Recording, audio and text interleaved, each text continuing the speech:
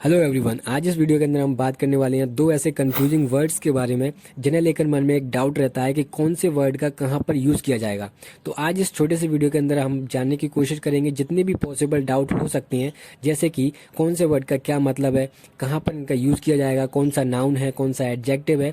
तो आज इस वीडियो में हम देखने वाले हैं इन दोनों वर्ड्स के बारे में। अब वो दोनों वर्ड कौन से हैं, तो पहला वर्ड है फर्दर और सेकेंड वर्ड है यहाँ पर फार्दर।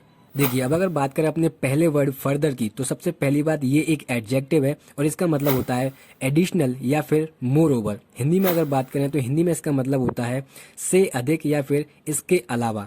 अब आप कहोगे आपने ये तो बता दिया कि फर्दर का मतलब एडिशनल होता है, पर एडिशनल का मतलब क्या है? तो देखिए, एडिशनल का मतलब हम समझते हैं एक छोटा सा एग्जांपल लेकर।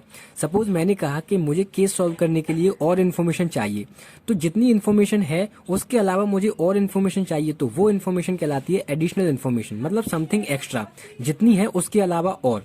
आई होप यहाँ पर आपको समझ में आ गया होगा। तो इस तरह यहाँ पर फर्दर का मतलब क्या हुआ, एडिशनल, और एडिशनल का मतलब क्या है, समथिंग एक्स्ट्रा। समथिंग एक्स्ट्रा से मतलब से अधिक या फिर इसके अलावा।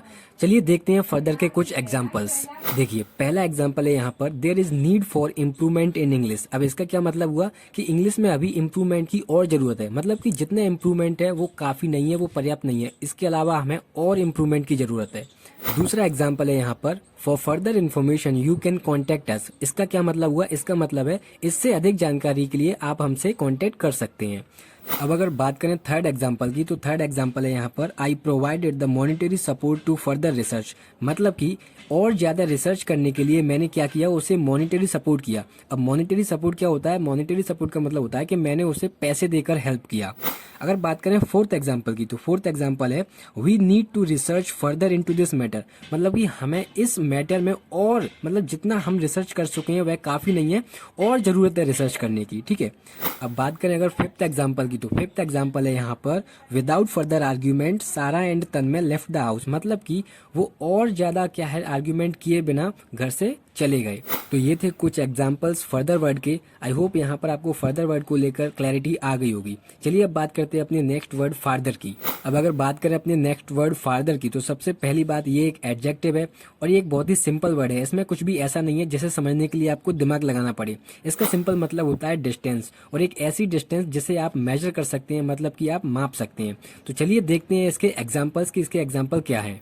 देखिए, पहला एग्जाम्पल है यहाँ पर, I am tired and can not walk any further. अब इसका क्या मतलब हुआ, इसका मतलब है कि मैं थका हुआ हूँ और इससे ज्यादा दूरी तक अब मैं नहीं चल सकता। मतलब कि मैंने जितना चल लिया है अब उससे अधिक दूरी तक मैं नहीं चल सकता। ठीक है, दूसरा एग्जाम्पल है यहाँ पर, the fog so thick I can't see farther than about 10 metres. अब इसका क्या मतलब हुआ, इसका मतलब है कि धुंध इतनी ज्यादा है कि मैं 10 मीटर से अधिक दूरी तक नहीं देख सकता।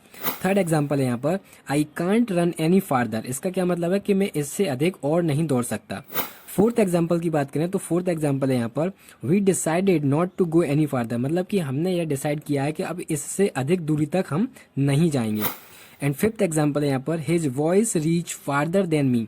इसका क्या मतलब है कि उसकी आवाज जो है वो मुझसे अधिक दूरी तक पहुंचती है। तो ये थे कुछ एग्जाम्पल फार्दर वर्ड के। आई होप यहाँ पर आपको इस वर्ड को लेकर क्लैरिटी आ गई होगी कि कब फर्दर का यूज करना है और कब फार्दर वर्ड का यूज करना है। तो ये था आज का एक छोटा सा वीडियो। यहाँ पर मैंने दोनों वर्ड्स के बीच में डिफरेंस क्लियर करने की कोशिश की है। अगर वीडियो अच्छा लगा है तो आप लाइक कर सकते हैं और अपने छोटे भाई बहनों के साथ इसे शेयर कर सकते हैं। Now it's time to question of the day. यहाँ पर आपको एक क्वेश्चन दिया जाएगा और उस क्वेश्चन के अंदर आपको एक फिल इन द ब्लैंक दिया जाएगा और दो वर्ड्स दिए जाएंगे। तो उन दोनों वर्ड्स में से जो सुटेबल वर्ड है वो आपको उस ब्लैंक में फिल करना है। तो लिखिएगा आंसर कमेंट सेक्शन में, जिसका आंसर सही होगा मैं उसे पिन कर दूंगा, जिससे कि सबको सही आंसर पता चल जाएगा। तो लिखिएगा आंसर कमेंट सेक्शन में, I would like to read your answers.